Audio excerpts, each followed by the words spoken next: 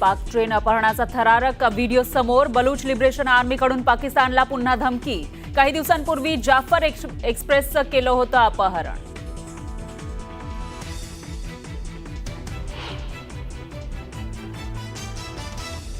ज्योती मल्होत्राचा Instagram account suspend. हेरगिरीच्या आरोपाखाली अटकेनंतर मेटाची ज्योतीवर मोठी कारवाई.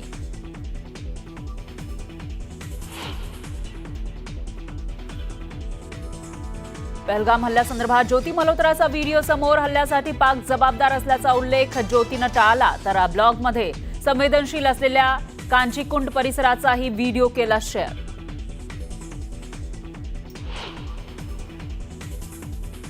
ज्योती मल्होत्राचे पाकमधील सोशल मीडिया इन्फ्लुएन्सर्ससोबत संबंध असल्याचं उघड. ब्लॉगमधून पाक अधिकाऱ्यांना गोपनीय माहिती पुरवत असल्याची चौकशीतून माहिती समोर.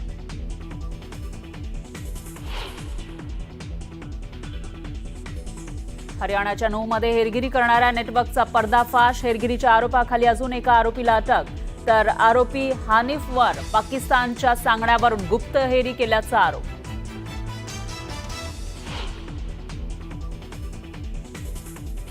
मध्य प्रदेश मंत्री विजय शाह यांची होणार एसआयटी चौकशी. सुप्रीम कोर्टाकडून एसआयटी स्थापन करण्याचे आदेश. कर्नल सोफिया कुरेशींबद्दल केलं होतं वादग्रस्त विधान.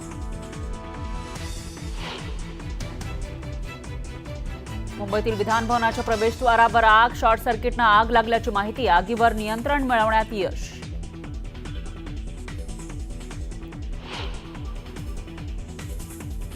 पुढील 24 तासांसाठी विजांच्या कडकडाटासह मुसळधार पावसाची शक्यता. महाराष्ट्र आणि मध्य प्रदेशातील घाट भागामध्ये सोसाट्याचा वारा आणि पाऊस पडण्याची शक्यता.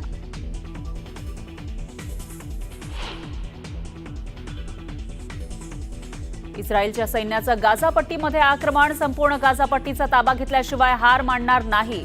पंतप्रधान बेंजामिन नेतान्याहू यांचं मोठं विधान.